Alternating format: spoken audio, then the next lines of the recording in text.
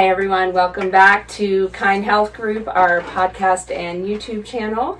And this is episode 5 of Coronavirus Straight Talk, Sunday, March 15th. Anything we said yesterday could be totally null and void today because this changes every 2 minutes. So the number one question we keep getting asked is this necessary? Is the social distancing necessary? Yes, and yeah, a lot of people are asking me, is this alarmist? Is this an overreaction? I'm getting that question all the time. And it's coming, anyone who's asking that is a healthy person. And so, yes, it's going to seem alarmist and like an overreaction to healthy people, who will not be very affected by this. And once again, I'm going to say this again, the vast majority of us will be totally fine and we'll get through this without any complications. However, we have a huge percentage of older people in our nation's population, over 65, lots of seniors, and lots of chronic disease in this country. And so those people will be very affected by this. So everything we're doing right now is out of an abundance of caution. I know everyone's heard this and they feel it's really extreme, but it's better for us to err on the side of caution than to regret not doing enough, a couple of weeks from now. And we're looking at the lessons from Italy and from China and South Korea, who are a few weeks and months ahead of us, and trying to learn from those mistakes. And so that's what you see happening.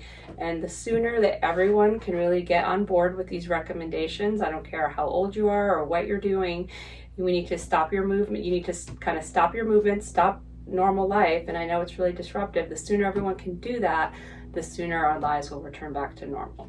So today, the governor of California just announced that bars, nightclubs, wineries, brew pubs, are going to be closed, and restaurants are going to be limiting to 50%. He called it deep social distancing. Deep social distancing with keeping diners 6 feet apart if possible. So, yeah, that's going to be tough. It's going to be tough. And we're going to be talking today pretty much about mental health and coping. How are we going to be coping? Annie's getting in an Airstream and leaving. That was her first comment to me today. And then I kind of lost it. So just so you know, we're not holding it that well here some days, some moments. So we're trying our best. So how are we going to manage this? Well, first, we're going to be connecting to people. Talk to your neighbors, talk to your family members, schedule some FaceTimes with family members. And get to know your neighbors. I think we were talking about this the other day about the nextdoor.com post about helping each other out, helping our neighbors. Reach out to some elderly neighbors or some people who are sick that in your community can't get out or shouldn't get out, and help them with food and supplies. I think that's really key to really think about that as well. Right, and I think, with school closures and having kids home, start planning your day, whether it's, just, on a whiteboard, think about, okay, we're going to make breakfast together, we're going to all get outside and go for a walk, we're going to spend an hour reading, we're going to work on cleaning the house. Like, schedule out the day so it doesn't seem like a never-ending day for kids. We talked a little bit about kids having fears, kind of limiting their don't have the news on all day long with kids, kind of tell them what they need to know, but not all day long information. Yeah. And that goes for us too, really.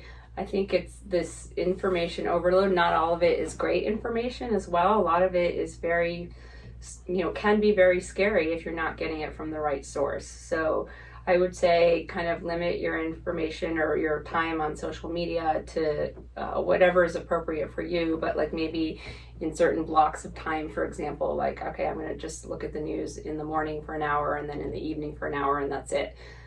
And of course, there's going to be like 1,000 changes. Right, or maybe you're just reading the updates or watching something that's happening live, but maybe not tuned in all day long. Mm-hmm. We can kind of go down that path with 24-hour news channels, right? They're always going to be reporting.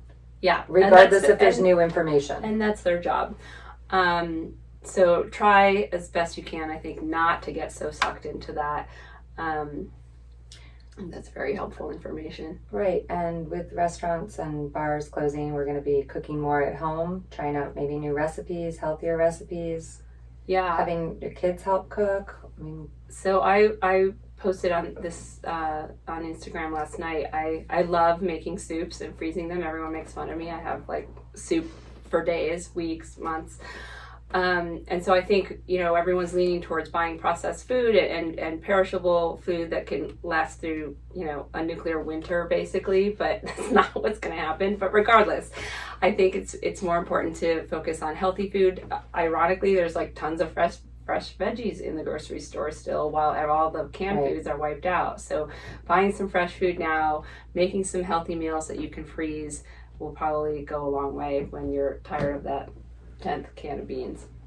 Right, and I think, turning to technology is going to be important. I know a lot of churches and other organizations were posting virtually this morning, right? Sunday morning?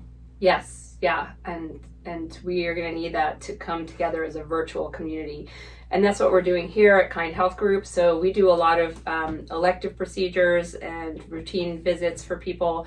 But starting tomorrow, we're going to stop doing that. And all of our medical visits are going to be, and health coaching visits are going to be online. They're going to be virtual. So, and we're still taking new patients. So if you have a medical issue that you want to discuss, we can help you. It's a one-time visit, and we're kind of working that out. We're going to have details on our website and all of our social platforms probably later this evening or tomorrow morning, that you can come to us for medical advice, to me or our other healthcare providers here, our primary care providers, and then to Annie for health coaching visits. So you want to talk a little bit about what you do, Annie, to help? Of course, we can discuss really anything at this point, but a lot of people will talk about stress, right? Stress, anxiety right now. We can always talk about nutrition and getting, ways to get out there. It is okay to go outside. You can go for a walk. You can go for a bike ride. I mean, obviously try to stay away from other people, but I think at this point in time, it would be a benefit. I mean, you can always do a yoga class, go online, find one, get in your living room. Start moving. Yeah, there's tons of fitness instructors that are putting their classes online for free. YouTube's always had tons of them as it is. So doing that to stay active will help not only with your cardiovascular health, but also with your mental health. Right, and maybe read the book you didn't get a chance to read, or make the photo album you didn't get to do, or try a new recipe. I mean, as far as like when you're thinking about planning of what to buy, maybe try a new soup or a stew or something, and you have, people in your home, they can help. They can cut vegetables. Everyone can pitch in. We're going to have longer days, and everybody's going to want to help at this point. Yep. And maybe deliver some to your neighbors if you know that you have elderly neighbors that maybe couldn't get to the grocery store. Yes, definitely. And then I think... and prospectively, too. I mean, if you have a home and you have a fridge full of food right now and a pantry full of pasta and rice, I mean, I know that the governor had announced that hotels were going to be sort of turned into places for the homeless. Yeah. For shelters. I mean...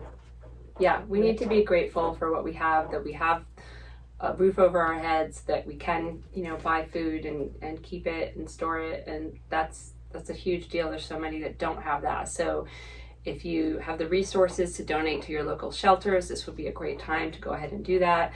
And then again, this is a time to think about not just ourselves, but about others as well, because we live in a bigger community and our actions really affect everyone around us. So one of the things that I talked about this morning was that even if you seem totally healthy, you could still potentially be carrying the virus and infecting other people. So the assumption is that every person can infect 2 people they don't even know and not show symptoms, or have very, very mild symptoms. So this is why we're asking everyone to really take this seriously, follow the public health recommendations, and just stay put. The faster we can all do it, the faster things will normalize. Right, and we are here for you. If you need to reach out to us, feel free. Yes, you can visit our website, kindhealthgroup.com. We're going to have more information up there very soon, and as well as Instagram at Kind Health Group, and podcast hopefully coming out